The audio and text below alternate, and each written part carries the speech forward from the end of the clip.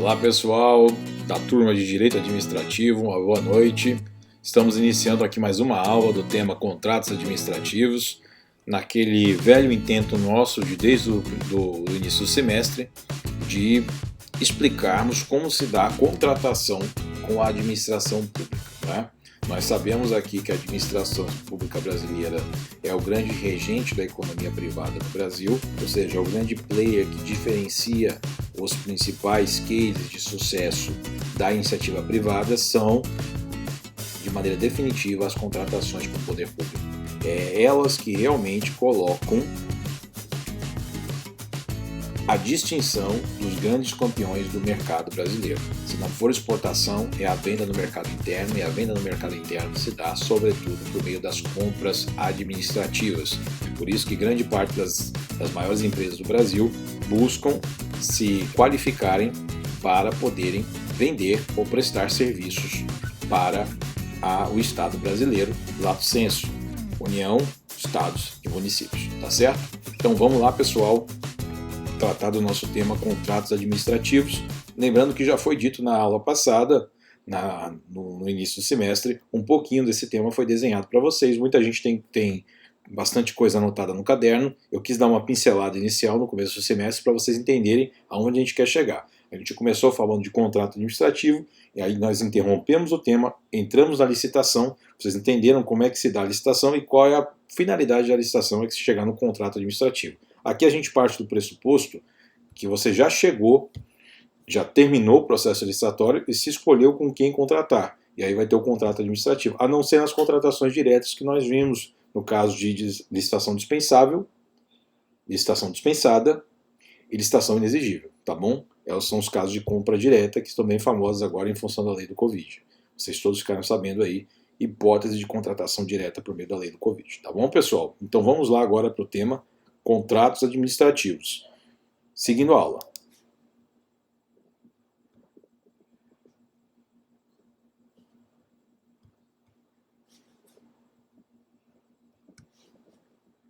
Contratos administrativos. Já iniciamos falando sobre esse tema, como eu disse, e agora nós reiteramos, tratando um pouquinho mais profundamente, sempre na perspectiva daquilo que cai em provas, tá bom?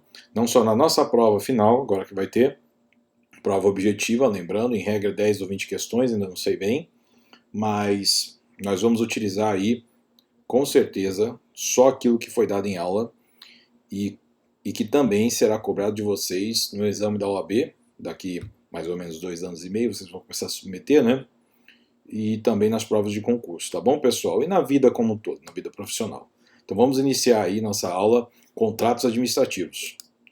Então a gente inicia, gente, caracterizando o que quer dizer esse tema.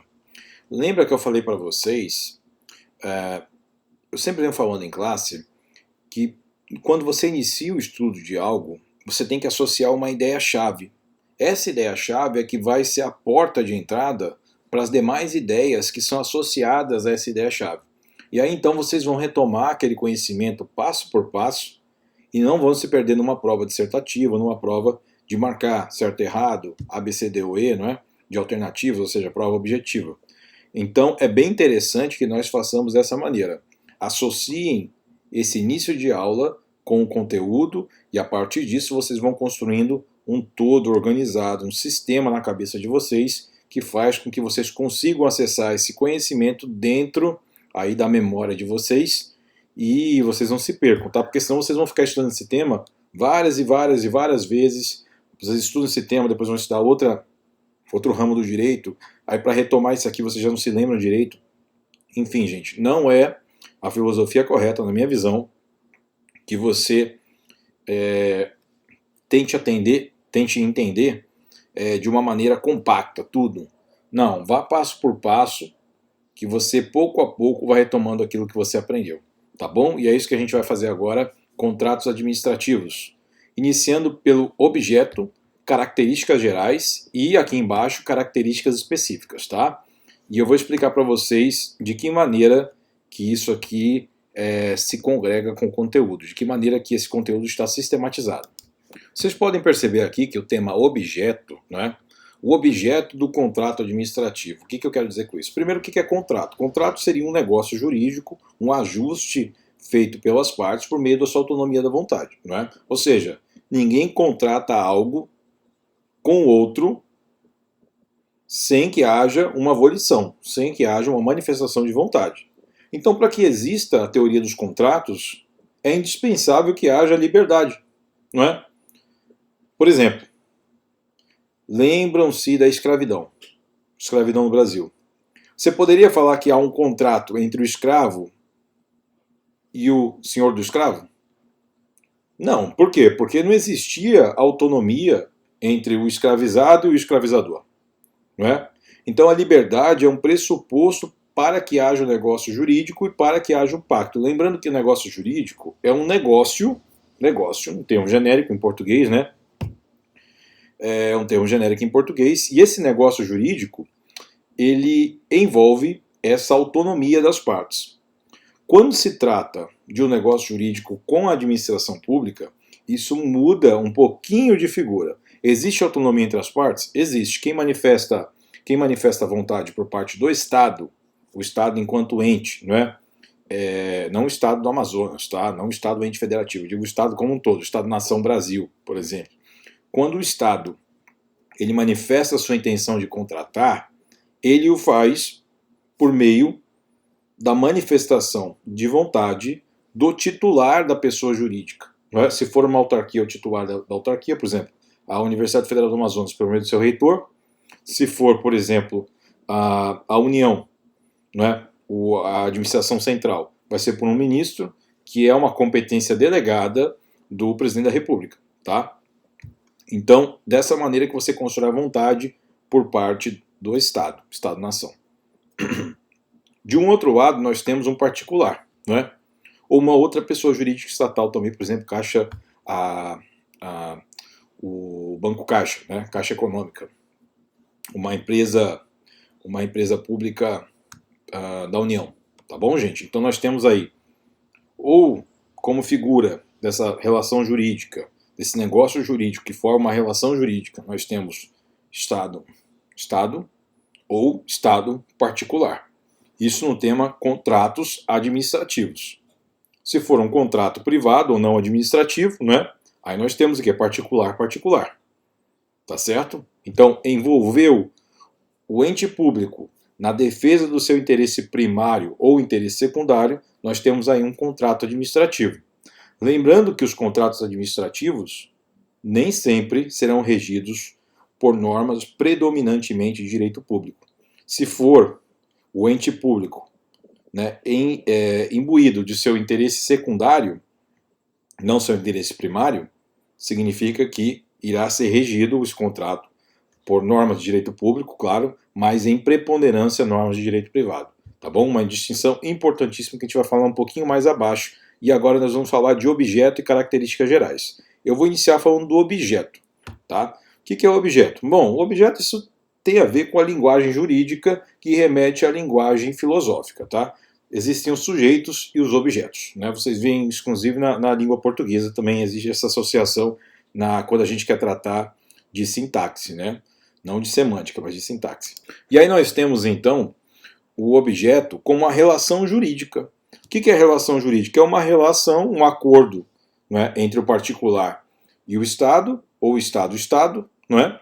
Quando se trata de contrato administrativo, como eu acabei de dizer para vocês. Essa relação jurídica significa nós temos a intenção de fornecer algo e o outro de receber algo e fornecer algo em troca, regida pelo direito, ou seja, que acontece segundo o ordenamento jurídico. Por isso nós temos uma relação jurídica. Veja, o casamento é uma relação jurídica também, né? A relação professor-aluno é jurídica, professor-universidade jurídica, aluno-universidade, relação jurídica. Então todas as relações dentro do meio social são jurídicas. Só que às vezes essas relações são integralmente estipuladas por meio de lei, né? Lei em sentido lato, tá? Decreto, regulamento, portaria, provimento, enfim. Lei em sentido lato. Sempre é regulado por lei. Mas vocês têm que se lembrar que o Estado ele faz aquilo que a lei o permite. Né? A lei o permite que ele faça tal coisa. Então, assim, a esfera dele de atuação é muito menor do que a esfera de uma pessoa física ou uma pessoa jurídica privada. Por quê? Porque é um axioma geral do direito de que você, enquanto pessoa jurídica ou pessoa física, você pode fazer tudo aquilo que a lei não proíbe. Não é? Então, seu campo de atuação é muito maior. Porém, o Estado ele só pode fazer aquilo que a lei determina. Então, o campo de atuação do Estado é muito mais reduzido que o do particular. Tá certo? Então, nós podemos concluir, inicialmente, com essa breve explicação sobre relação jurídica, que o contrato administrativo tem por seu objeto, não é, a relação jurídica entre a administração pública e o particular. Tá? E essa administração pública e o particular, ou administração pública e uma pessoa jurídica de direito privado, não é, mas que esteja na estrutura da administração. Por exemplo, uma empresa pública que atua num segmento econômico lato sensu.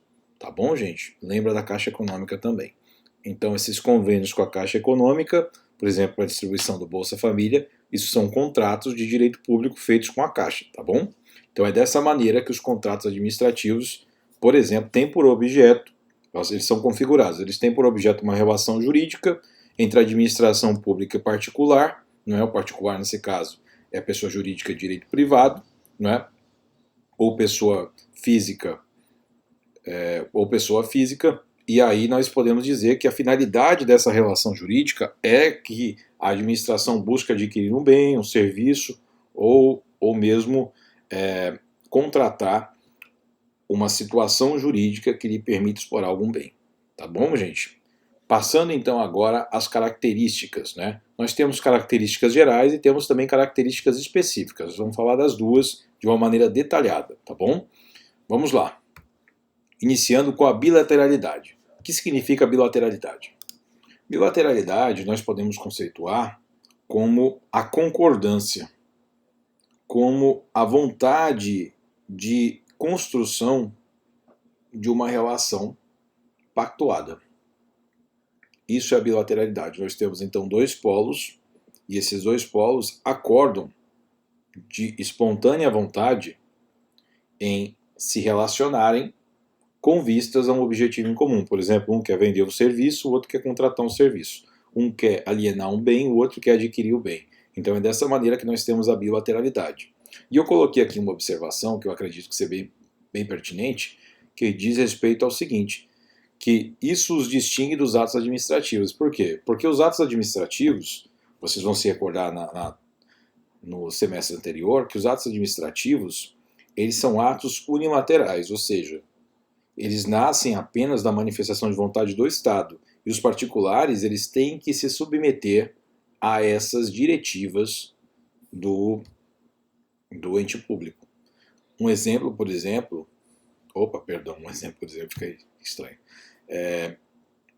Algo que a gente pode exemplificar seria, por exemplo, a relação MEC-faculdade. Né? O MEC, então, estabelece uma diretriz e as faculdades, por meio de atos administrativos, e as universidades e faculdades, né, que fazem parte do Sistema Nacional de Educação, portanto, elas operam naquela diretriz estabelecida pelo Ministério da Educação. Tá bom, gente? Então, isso é o que distingue os atos administrativos dos contratos administrativos. A manifestação de vontade com vista à construção de uma relação jurídica com objetivos que se complementam. Tá bom. Passando agora à segunda característica. Essa vocês já sabem, e lembrando que a segunda, ela se relaciona com uma outra característica específica, tá? E qual é a nossa segunda característica genérica ou geral? É o predomínio do regime jurídico de direito público, com exceções. Eu vou dizer para vocês com exceções por que essas exceções existem. Primeiro, o que é o predomínio jurídico de direito público, não é? O predomínio significa que, apesar de haver uma relação jurídica, né, estabelecida na forma de um pacto ou contrato, existem disposições legislativas, lato sensu, que incidem nessa relação jurídica. Então existem dispositivos que incidem, fazendo com que esse contrato não seja regido exclusivamente, né, pela autonomia da vontade. Então, É daí que deriva o predomínio do regime jurídico de direito público, né? Então, cláusulas de direito público são impostas nessa pactuação. Isso deriva do princípio da supremacia do interesse público sobre o interesse privado. Isso deriva do princípio da indisponibilidade do interesse público. E nós temos ainda uma outra questão envolvendo isso. A outra questão que existe é a presença das cláusulas exorbitantes. Eu vou explicar isso na aula seguinte do que se trata essas cláusulas exorbitantes, tá bom? Passando agora à nossa terceira característica, entre as características gerais. A terceira característica é essa, gente. Por se tratar de um contrato administrativo, o particular que contrata com a administração, esse particular, ele deve anuir com essa pactuação. Porque senão nós não teremos um contrato, nós teremos um ato, não é? Então é necessário a livre manifestação de vontade do particular em pactuar com a administração. E eu vou dar um exemplo muito claro sobre isso, tá? Como vocês sabem já, eu garanto que quem está aí na esfera privada tem conhecimento disso, de que muitos empresários, muitas pessoas físicas ou jurídicas que atuam no seu próprio negócio, elas escolhem não vender, não prestar serviços para municípios, para o Estado. Por quê? Porque tem medo do inadimplemento. Qual a razão desse medo do inadimplemento? Né? É em função da existência dessas cláusulas exorbitantes e de que, para você processar, para você colocar no polo passivo o Estado, o pagamento desse polo, dessa dívida eventualmente existente com você, ele vai se dar ou por meio de precatórios, ou caso você consiga por meio de uma ação monitória. Então muita gente tem medo desse inadimplemento, desse calote, né? Na linguagem popular, talvez. Então muitas pessoas resolvem não pactuar com a administração. Então é necessário, para que haja um contrato, a livre manifestação de ambas as partes. Não é? Se não houver livre manifestação, não há contrato. O contrato, caso seja configurado, é um contrato nulo. Tá bom? Pode ser passivo de anulação a qualquer momento, porque é uma nulidade presente na constituição do contrato em si. Então nós passamos agora à quarta característica geral. Qual é a quarta característica geral? Que o contrato, isso se aplica a todos os contratos, inclusive aos contratos civis, tá? Ou não administrativos. Que o contrato esteja dentro das diretrizes legais, que ele seja possível, que ele seja lícito, tá? Você não pode pactuar coisas que o direito não permite, né? Contratos ilegais, portanto, em que o objeto desses contratos, a relação jurídica que você busca perfazer, ela diga respeito à prestação do serviço ilícito. Isso faz com que o contrato não tenha validade nenhuma, nem mesmo existência, tá bom? Partes capazes, ou seja, você não vai contratar uma criança sem a anuência dos pais, porque a criança não tem livre manifestação de vontade. Quem que é criança? Por parte do ECA, é quem é menor de 12.